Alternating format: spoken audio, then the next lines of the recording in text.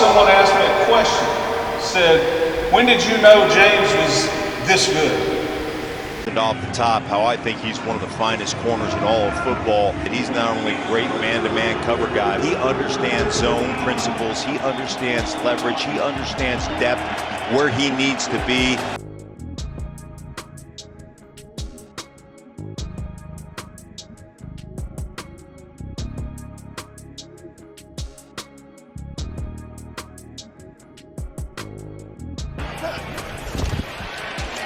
Under pressure, Goff hit as he throws. It was deflected by Kaiser White, and James Bradberry has his first Philadelphia pick, and it's a pick six.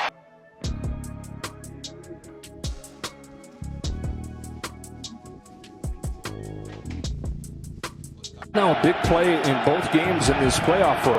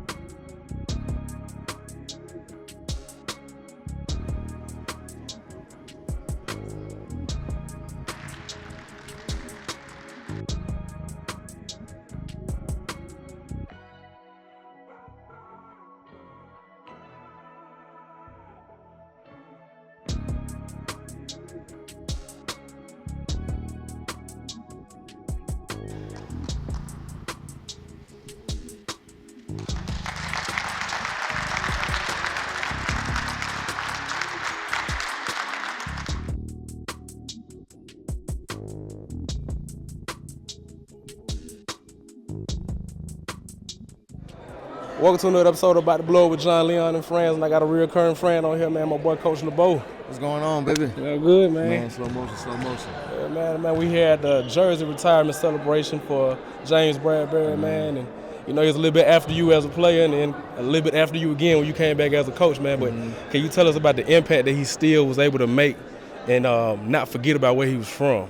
Man, you know, we constantly always had that conversation about, you know, how good this guy was at Pleasant Grove and how good that guy was at Pleasant Grove and, you know, who was this guy and that guy, man. And, you know, he's always in the conversation of being one of those top guys that played there at Pleasant Grove. And, you know, a lot of folks know, man, we've been blessed to have a lot of great football players that come through this program, man. And he's definitely one of those guys. And, you know, being able to do it at the level that he's doing it on and has done it on, man, is awesome.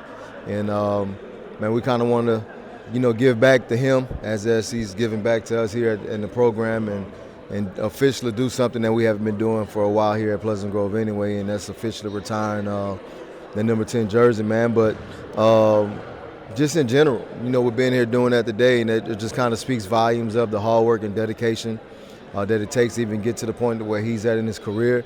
And for me as a coach that's currently here and still a part of the program, to be able to share that and be able to show the young men that are here, you know, somebody that came from, you know, right where you're from and where you're playing at and playing at this highest level, man. And it's always a blessing when you can look up and look around and see somebody else's accomplishments and have some things that you could one day want to obtain. Yes, sir. Yes, sir. Yes, sir. Do you tell your guys, you know, Coach Shea mentioned it and Coach Elgin mentioned as well about his character, man? Like, everyone talks about, you know, we see the big guy, and like you said, we mentioned who was the guy that came through Pleasant Grove. But, man, a lot of people don't get to know James the person. Do you mention that to your guys when you also talking about the work they had to put in? Oh, man, definitely. You know, I kind of explained to them, I said, man, there's times where y'all don't even know that he's already been in his weight room today and then worked out. You know, over the summer, you know, hey, Coach, leave the keys in the mailbox. I'll leave the keys in the mailbox, you know, overnight, and they're back in the mailbox by the time I get up to come up here for 8 o'clock. So that means that he didn't already been here and work, you know, 5 o'clock, 4 o'clock in the morning, and came and got his work and is already done. You know, and basically being able to show them those sacrifices. They didn't been here where he came and got some work in the stadium and did some speed work with a speed coach, and and he's not a guy that come around as untouchable.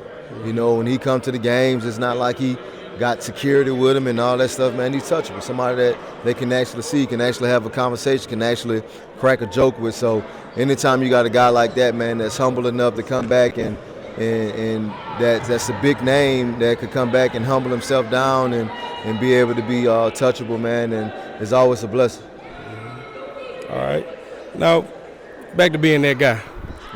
You were the first All-State wide receiver to come through Pleasant Grove. All right. James, the All-Star, first All-State cornerback come through Pleasant Grove. All right.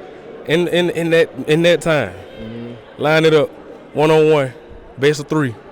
Who you got? Who you betting on? Listen, man, I'm gonna pick me at all times, man. I got to. But I think stories are similar. Man, God has a plan for all of us, and I think I'm definitely standing where I'm supposed to be at. But I was a guy that was, from Louisiana, coming here from New Orleans, and didn't have any offers, so I had a chip on my shoulder, and knowing his story and the chip that he carried on his shoulder and that made him work, I think it definitely been a good matchup. I would have brought everything to the table that I had and put everything on the table, man, but I can't take nothing away from, what he's done and some of the things that he did. 9 interceptions in the season, that's pretty good. Yeah. That's pretty darn good, man, and you don't see that often, so it definitely been a good matchup. I'm standing here with Coach Appler, one of my former coaches and now my fellow colleague. That's right. Yes, sir. Yes, sir. Former coach of James Bradberry, who we are here to see today. We're proud of him. Very proud.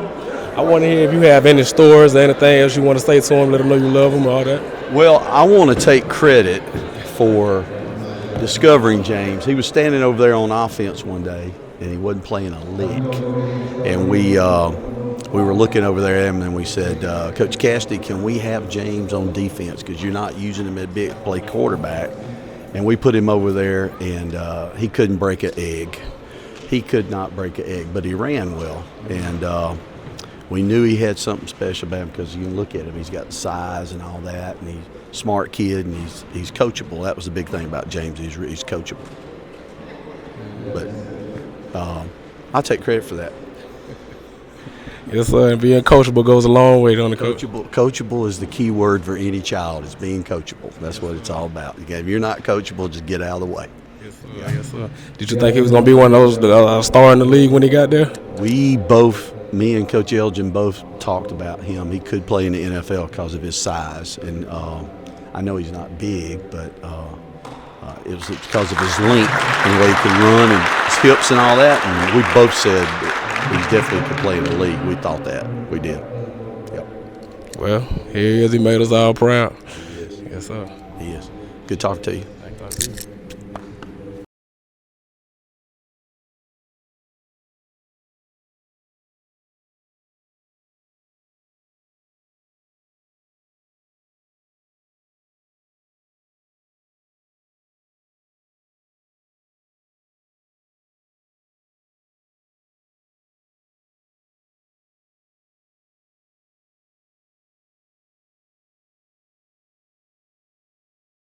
All right, I'm back again with About to Blow Up podcast with yours truly, John Leon. I'm standing here with Coach Shade, who is now the head coach at Miles College football, but at the time he was the position coach at Stanford University when James Bradberry, the guy, the man of the hour that we're here for, was there and playing. And you recruited him heavily in high school, but he wasn't really trying to hear what you were saying back then, was he? Well, you know what? Actually, we did recruit him really heavy. Coach Pat Sullivan was the head coach, the late Pat Sullivan. We made a bunch of trips out here to Pleasant Grove, to the high school, to see James and recruit him. And he was leaning toward us early on a little bit, but some other schools came into the picture late. Back then, the highlights weren't on social media and all that type of stuff. But once his highlight tape got out there, a lot of other schools started to come in, and that's how he ended up going to Arkansas State. Yeah. So they just took him away from you. They got to looking a little more pretty than what he thought it was. Well, you know what?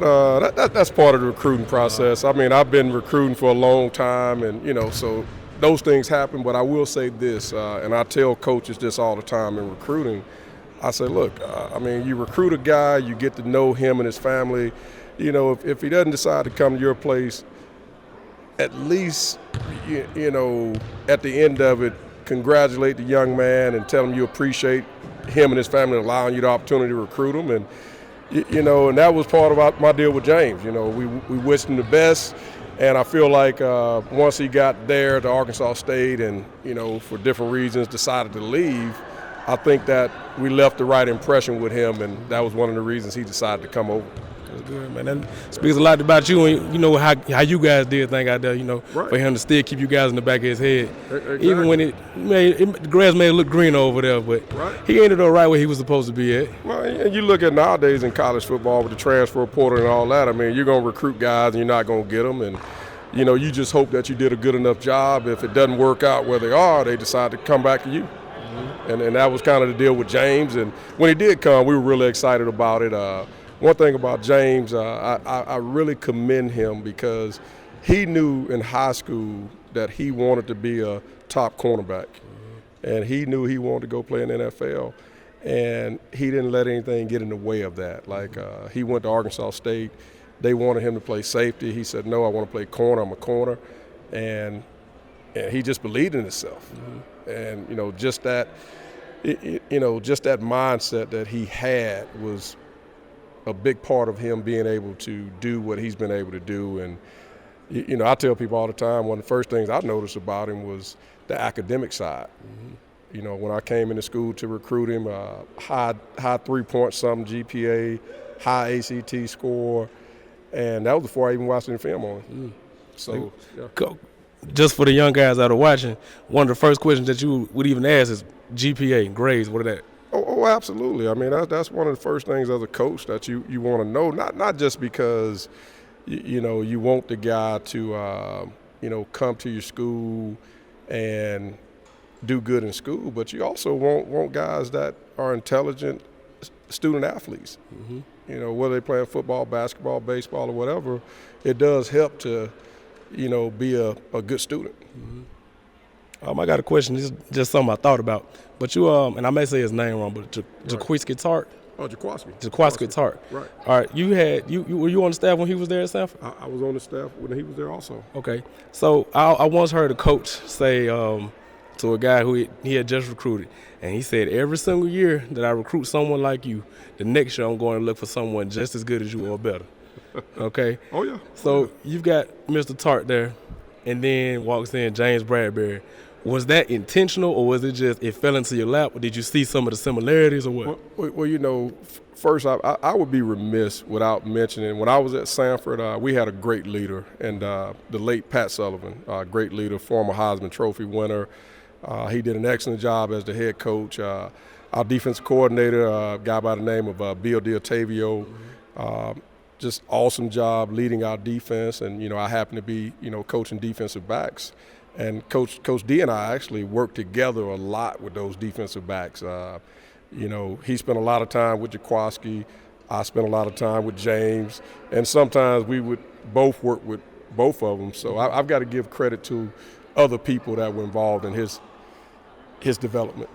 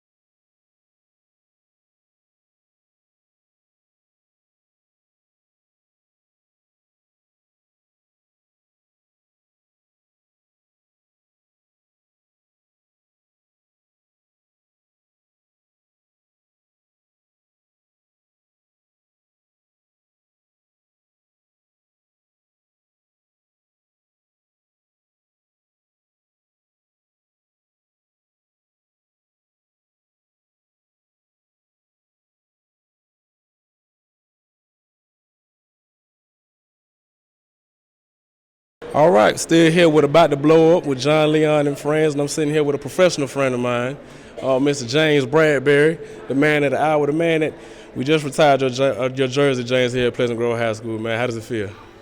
Feels great, man. It's a huge accomplishment, in my career, in my lifetime, and the fact that, it's an accomplishment that happened back home where I'm from, where I grew up, where I spent a lot of my time. It means the world to me. Did you, when you were playing, was this ever something you thought about? You did a lot when you played at Pleasant Grove. Everyone talk about, man, he played this, he did this. He was always good character, good guy. Did you think, like, one day they're going to retire my jersey? Honestly, no, not at all. Never was a thought of mine. Of course, I might have wanted it, being at the old high school, seeing the trophy case, looking up to the guys that came before me, like Frank Warren, Jake Elmore, all those guys, and also playing alongside some good players like Keelan Smith, Anthony Gardner, Ben Willer, multitude of guys. Those guys pushed me to be a better player on and also a better person off the field. Are you surprised to see your impact that you have, like, still years and years after you graduated? Does that surprise you to see that people still know your name? A lot of people graduate and you get to live off your, man, I used to be that guy in high school, but you really are the guy that people look up to, and it's actual, like, facts behind that. Yeah, it definitely it shocks me a little bit every time someone comes up to me, and they recognize me, especially for the accomplishment that I had back home, where I'm from. Because me, honestly, I just went out there and played. I had fun playing. Of course, I was motivated to get a scholarship and go on and do other things on the field. But honestly, I just took one day at a time. I tried to enjoy the journey, trying to enjoy the practices and the camaraderie and the moments that I had with my teammates at the time. I like high school football, man. I'm telling you, everybody miss it. Yeah, and didn't like it. Once it's done, it's done. And most of the time, those are the guys, at least for me, I grew up in Pleasant Grove, so a lot of those guys that I played with, I grew up with, from kindergarten, 7th grade, 8th grade, we had played a lot of football years together. This is a big accomplishment. A lot of people, they want to come back and be recognized by their high school and stuff, but it actually happened for you. Is this similar to the feeling that you felt when you got your name called at the draft? Oh yeah, definitely. Now that you speak of that, it's definitely similar. And shout out to Coach LeBeau. I think they're doing a wonderful job here. I think that you see kids going off to school from here. You see they playing well. They're going to the state championship every year. They're making an impact on and off the field. I see some things that they do in the community. So I think Coach LeBeau is doing a great job here, and I really do appreciate him for first nominating me, to have my jersey retired and not letting anyone have the jersey for the past 10 years, and not today officially retiring my jersey. So it feels great, and I definitely appreciate him. Yes, sir. Man, it's fun watching you every week, man. I sit there and I watch Eagles game. I'm a Saints fan, first of all. So, watching you in Carolina, it was bittersweet because I wanted you to ball, but I didn't want you to ball at the same time. But, man, it's good seeing you out there, man, making an impact. I'm going to tell you a personal story about myself, man. When you got drafted by Carolina, I had just graduated. So football was coming to the end for me. But when I seen you get drafted, it made me feel like, okay, I still got another gear to go to. Now, that another gear that I did have, it didn't go straight to football. But it did pump me up to get up and go work and be a better person for myself, man. And I really appreciate you, man. I didn't get to see you work out or nothing like that. I just heard about your play, seen you play. Your name was still ringing when I was in high school. So, man, I just appreciate you for doing you and being you, man. God really put his hands on you because the impact that you touched way after you graduated, man, it really means a lot, man. And thank you for being you, man. Nah, I appreciate you for sharing that story, man. That means a lot to me, man. One that, like, I'm big on, having purpose, because, having a sense of purpose and also having a routine and schedule helps me. And you giving me motivation like that, words of encouragement, how I've impacted your life, and how I kind of impact the city. It means a lot to me, and it definitely helps me to push on and keep trying to do the right thing on and off the field. Because by no means necessary, I'm not a perfect person. And I try not to proclaim or like put myself out there like I'm the perfect person or such a great role model. But I do try to do the right things on and off the field, and I'm just glad. That's why I come back, so I can be motivation to the guys after me, because that's what the guys before did for me, like Frank Warren. I saw him, he gave me motivation to go on to the next level. Hopefully, I do the same thing for the next generation. What's up, man? We all bandwagon Eagle fans over here, man. And appreciate you. And I don't think it was a holding call. I appreciate that, brother. I really do. I try not to think about it no more.